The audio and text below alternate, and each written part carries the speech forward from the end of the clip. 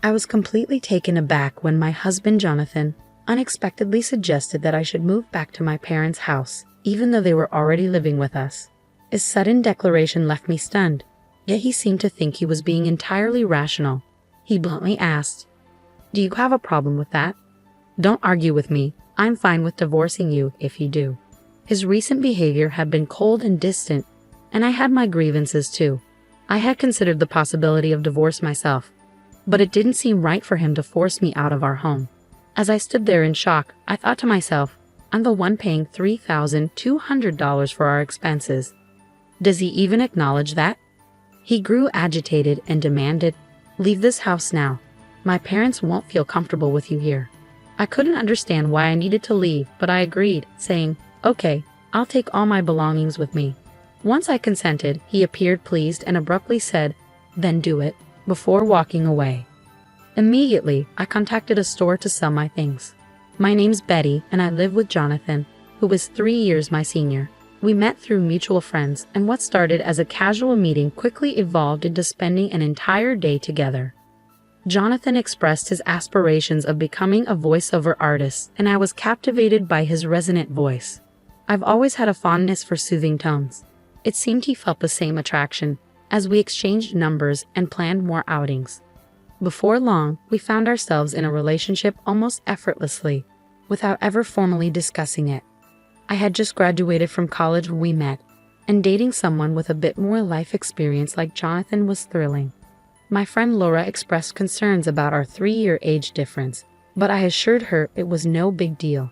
I genuinely liked Jonathan and felt his affection in return, so I wasn't worried. Eventually, Laura came around, trusting my judgment. Jonathan and I had been together for 2 years when he broached the subject of marriage. I had already spoken to my parents about him, including his age, and they were eager to meet him, harboring high hopes for our future. I often wondered when he would propose, and it turned out to be during one of his regular visits to my apartment. We were just lounging and enjoying each other's company. It wasn't the most romantic setting, but it was very much Jonathan's style, and I was fine with it. When he popped a question, I simply responded, "Sure, let's get married." Perhaps we both approached the whole thing with a laid-back attitude. After the proposal, we visited each other's parents. However, I didn't quite click with Jonathan's family. When we arrived at his parents' home, the place was decorated with items that seemed to mimic old-fashioned luxury, but felt insincere. His parents were dressed in costly attire and adorned with flashy jewelry, giving off an air of trying too hard to appear affluent. Our tastes and values appeared to be quite different, and I doubted we'd get along well. During the visit, Jonathan's mother even made a disparaging remark about my appearance, which was hurtful. I was taken aback by the behavior of the family of the man I intended to marry, but ultimately, I reminded myself that I was committing to Jonathan, not his family. As Jonathan and I prepared to get married, I reassured myself that it was okay if I didn't particularly enjoy his parents' company. I wouldn't have to spend much time with them, so I chose not to let it trouble me excessively. After our wedding, as we settled into our new condo, I noticed that Jonathan seemed preoccupied with something. One day, he suddenly asked, "Hey, who was that woman in the blue dress at our wedding?" Considering there were several guests in blue, I couldn't immediately pinpoint whom he meant. "Which woman in a blue dress?" I asked, trying to recall. "You know, the one who gave a speech as your best friend," he clarified. "Are you talking about Laura?" I replied as it clicked that Laura had worn a blue dress. "Yes, that's her," Jonathan said, his tone reflecting some unease. "What's wrong with Laura?" I inquired, puzzled by his concern. "Oh, it's not a big deal," he dismissed. "The other day, I thought I saw someone who looked like her when I was on my way to work. That reminded me she was your best friend who spoke at our wedding." I was a bit baffled by Jonathan's sudden curiosity about Laura and his flustered response. But before I could delve deeper, he laughed it off and retreated to his room. Shortly after this conversation, Laura called me, bubbling with excitement. "Listen, Betty, my boyfriend's coming back to Canada next year," she shared. Laura and her boyfriend had been dating since high school, having known each other since they were kids. He had moved away during middle school, but they maintained their bond through letters and eventually reconnected in high school, where he expressed his feelings for her. I've always enjoyed Laura's romantic tales, Despite her boyfriend working at an international branch for a few years, they managed to keep their relationship strong and connected. "Well, do you think he might propose once he's back?" she pondered excitedly. "And then you guys will get married," I exclaimed, half teasing. Laura laughed and responded, "Oh, Betty, you're always jumping to conclusions. Just make sure to invite me to the wedding. I promise I'll give another heartfelt speech." "Of course. After the beautiful speech you gave at my wedding, I need you to do the same at yours. Just don't set the bar too high," I replied. We chuckled together as we sipped our tea, enjoying the ease and trust that flowed through our conversation. We had always been there for each other, ready to listen whenever one of us faced any issue. Around this time, I started noticing changes in Jonathan's routine. He began returning home increasingly late. "Working late again today?" I asked one evening. "Yeah, you think I shouldn't work or something," he retorted. Even after our marriage, Jonathan clung to his dream of becoming a voiceover artist. He was dedicated, juggling part-time jobs to fund his voice artist classes. Unfortunately, all his earnings from these jobs were funneled straight into his training, leaving me to cover all our living expenses. This situation made it difficult for us to save any money together. As time passed, it became clear that Jonathan was not willing to compromise on his aspirations for the sake of our financial stability. My concern grew as he put in excessive hours at his part-time job, which only added to our financial strain. "Hey, haven't you been working too much lately? They shouldn't be making you do so much overtime, even if it's just a part-time job," I mentioned one day. "I told you I'm fine. More money is always better. Just keep your opinions to yourself," he snapped back. By then, Jonathan had become distant, no longer even using my name when we spoke. Since our marriage, Jonathan had begun to address me merely as you, and I had expected him to speak to me with kindness and more frequently. However, his words were often harsh. His once gentle voice had grown rough, and his drinking had increased significantly. At times, his voice even sounded hoarse, which was concerning given that voice artistry demanded a healthy voice. Despite this, he seemed disinterested in discussing his health and increasingly avoided conversations with me. Eventually, he started ignoring me altogether, even when we were in the same room. Amidst these challenging times, Laura called me. She mentioned she had something important to discuss. Given my concerns, I suggested we meet up, eager for a conversation with Laura. We decided to meet at a cafe and chose a booth with a private seating area.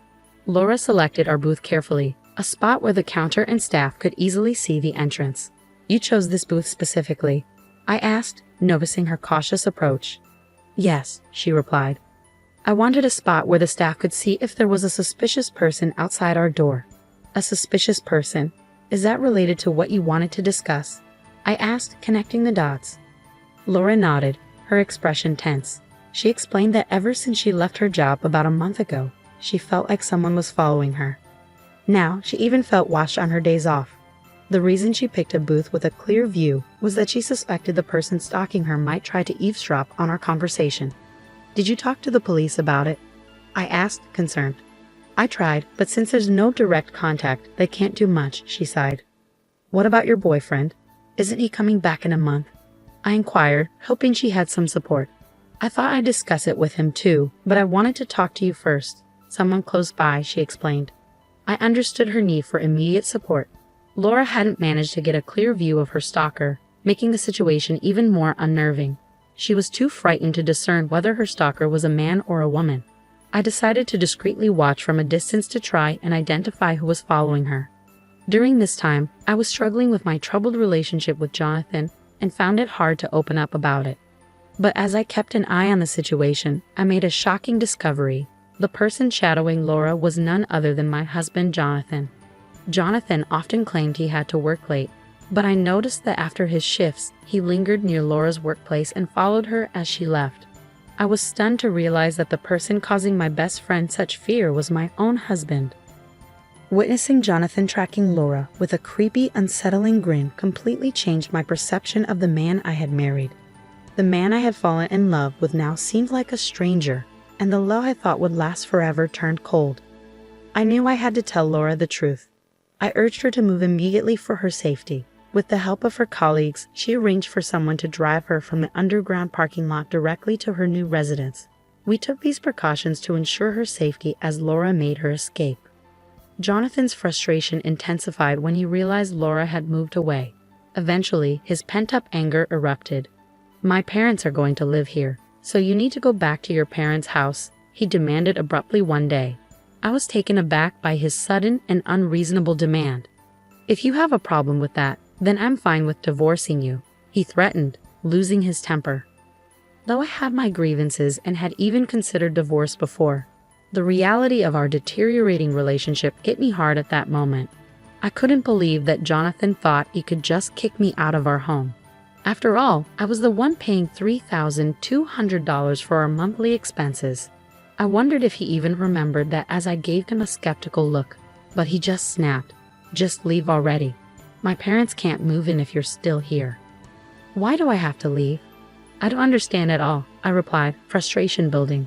Despite my confusion and frustration, I calmly said, "Okay, I'll take everything I bought with me." Seeing me agree, Jonathan impatiently told me to hurry up and walked away. I immediately contacted a local buyback service, and the next day, they arrived at our apartment.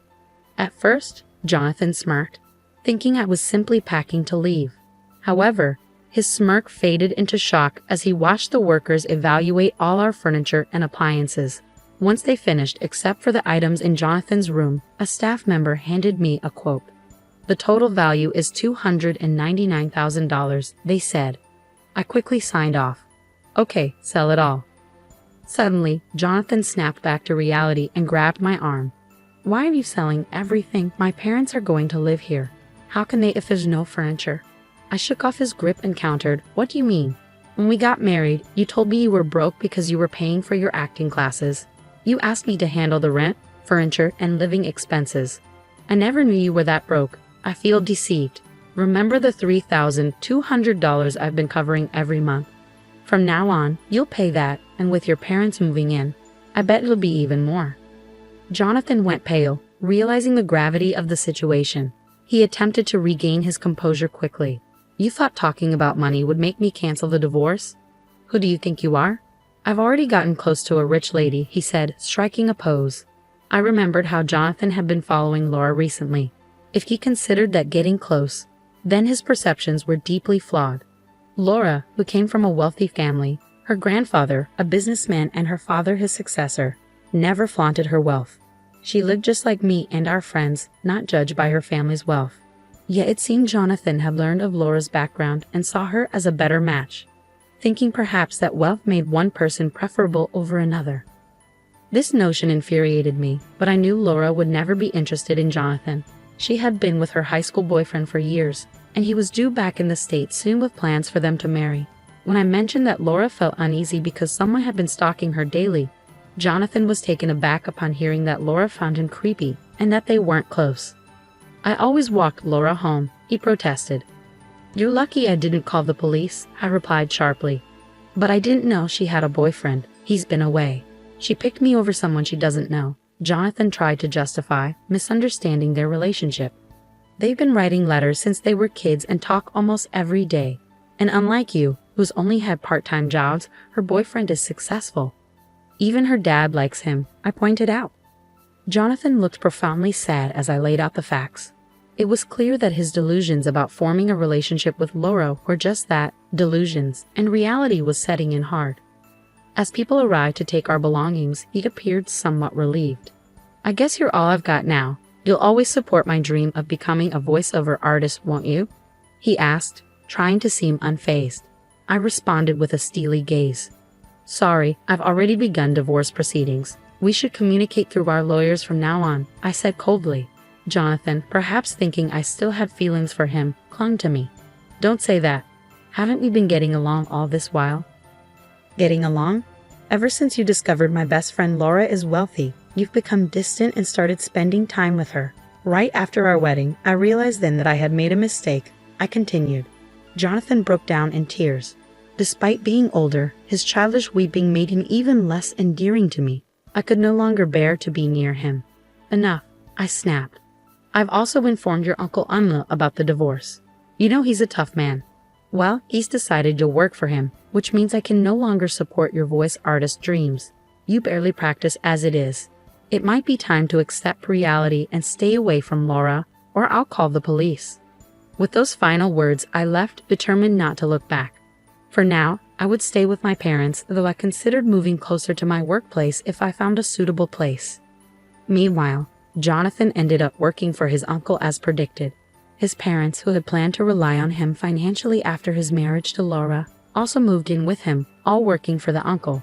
It seemed that exploiting others was a family trait. I felt relieved to escape that toxic environment. Age wasn't a significant factor, but I vowed to be more cautious in choosing my next partner. On a happier note, after settling things with Jonathan, Laura invited me to her wedding. She introduced me to her long-term boyfriend, and I genuinely wished them happiness.